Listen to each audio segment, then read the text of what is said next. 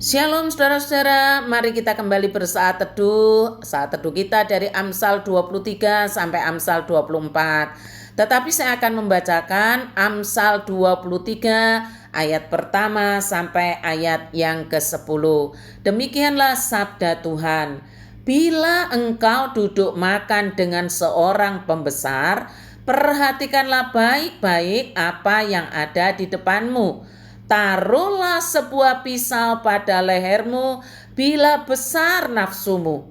Jangan ingin makan makanannya yang lezat, itu adalah hidangan yang menipu.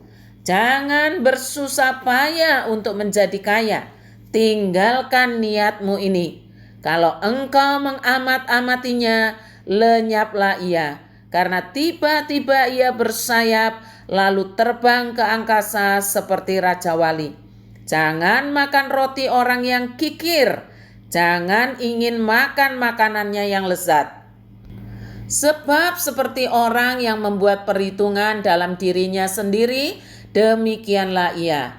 Silakan makan dan minum, katanya kepadamu, tetapi ia tidak tulus hati terhadapmu. Suap yang telah kau makan, kau akan muntahkan, dan kata-katamu yang manis kau sia-siakan. Jangan berbicara di telinga orang bebal, sebab ia akan meremehkan kata-katamu yang bijak.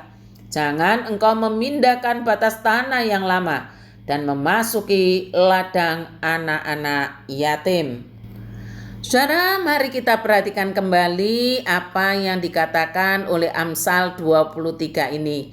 Karena tujuannya adalah supaya kita dididik menjadi pribadi yang berhikmat, pribadi yang takut akan Tuhan, bahkan ketika sedang duduk makan. Saya membaginya menjadi dua bagian, saudara. Yang pertama, bila engkau duduk makan dengan seorang pembesar, perhatikanlah baik-baik apa yang ada di depanmu. Taruhlah sebuah pisau pada lehermu bila besar nafsumu. Saya ulangi, taruhlah sebuah pisau pada lehermu bila besar nafsumu. Ada apa ini? Lah kalau enggak nafsu makan kan harus minum vitamin agar bernafsu kembali. Atau paling tidak ya ke dokter. Apa maksud ajaran hikmat taruhlah sebuah pisau pada lehermu bila besar nafsumu? Yang kedua, ayat selanjutnya. Jangan ingin akan makanannya yang lezat. Itu adalah hidangan yang menipu. Jangan bersusah payah untuk menjadi kaya. Tinggalkan niatmu ini. Saya berikan garis bawah kalimat, jangan bersusah payah untuk menjadi kaya. Tinggalkan niatmu ini. Apa maksudnya? Masa tidak boleh kaya? Apa ya harus hidup miskin terus? Saya yakin Alkitab tidak mengajarkan demikian.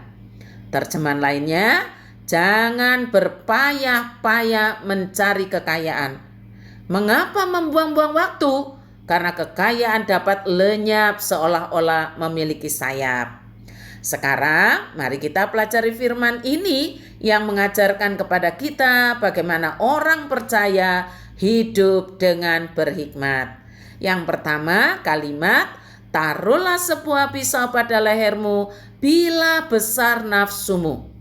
Orang percaya yang berhikmat adalah orang-orang yang tidak mengumbar nafsunya. Ia akan selalu menguasai diri dalam segala hal, termasuk dalam hal makan dan minum. Saya sempat berpikir bahwa soal makanan dan minuman dalam jamuan makan bersama itu saat kita diundang makan itu adalah hal yang biasa, yang tidak berhubungan dengan takut akan Tuhan. Itu dulu, sekarang tidak lagi. Dulu saya berpikir bahwa penguasaan diri itu tentang seputar emosi marah atau sejenisnya. Tapi sekarang melalui Amsal 23 ini ternyata penguasaan diri bukan hanya soal-soal yang kelihatan saja, melainkan juga tercakup hal-hal yang kelihatan seperti makan dan minum. Saya mencoba berpikir mengapa Alkitab mengajarkan, mengapa Alkitab mendidik kita menjadi orang percaya yang berhikmat. Berhikmat di sini takut Tuhan dengan ajaran taruhlah sebuah pisau pada lehermu bila besar nafsumu? Salah satu jawabannya adalah jika untuk hal-hal yang kelihatan saja seperti makan dan minum tidak dapat mengendalikan diri, tidak dapat mengendalikan nafsu makannya, bagaimana mungkin orang itu dapat mengendalikan diri terhadap hal-hal yang sifatnya roh, yang tidak kelihatan? Nah, rumusnya seperti itu. Pola ajaran ini sama dengan ketika kita berbicara tentang hormatilah orang tuamu. Jika kepada orang tua yang kelihatan saja kita tidak menaruh hormat, kita mengabaikannya, bagaimana mungkin orang yang sama dapat hormat kepada Allah yang tidak kelihatan? Karena itu mari kita membiasakan diri dengan ajaran firman yang mendidik kita untuk menjadi orang percaya yang berhikmat. Dengan mengingat perkataan ini, taruhlah sebuah pisau pada lehermu bila besar nafsumu. Soal makan dan minum ini saya mencoba membandingkan dengan hal-hal yang terjadi di zaman sekarang ya saudara.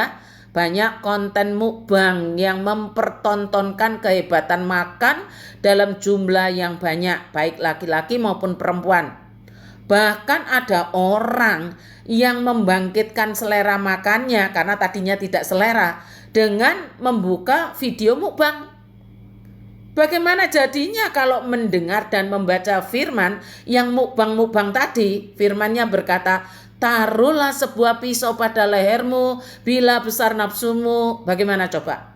Saya yakin pasti marah, tidak akan suka, tidak cocok dengan dirinya, atau alasan-alasan lainnya lagi. Saya sih hanya bisa mengatakan mukbang itu kan beli-beli sendiri, masak sendiri, dimakan sendiri, lalu dipertontonkan ke banyak orang supaya subscribernya banyak dan akhirnya mendapat AdSense banyak juga. Sementara di Amsal 23 ini bukan mukbang. Coba perhatikan baik-baik kalimat firman-Nya.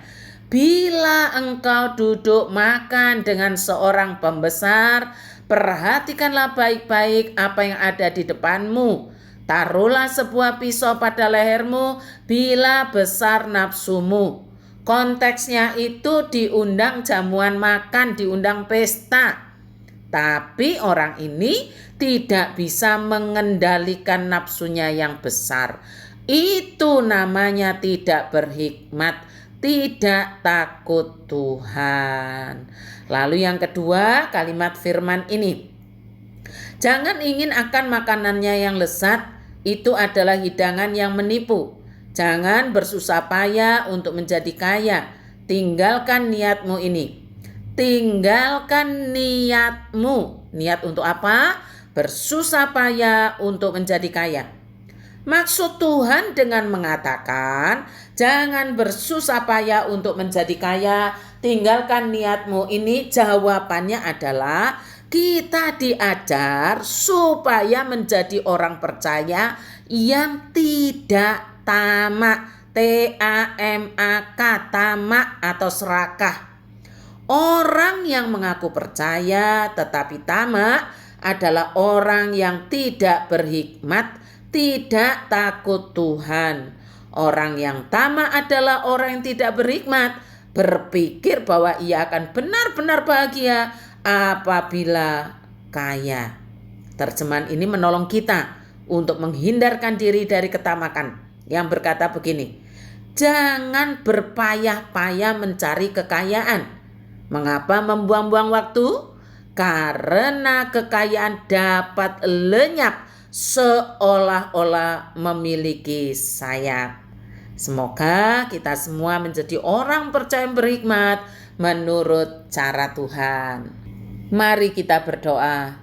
Tuhan, kiranya Engkau tolong agar jemaat-Mu menjadi jemaat yang saleh dan berhikmat, memperhatikan hal-hal yang Tuhan ajarkan, termasuk bagaimana menjadi orang percaya dan berhikmat.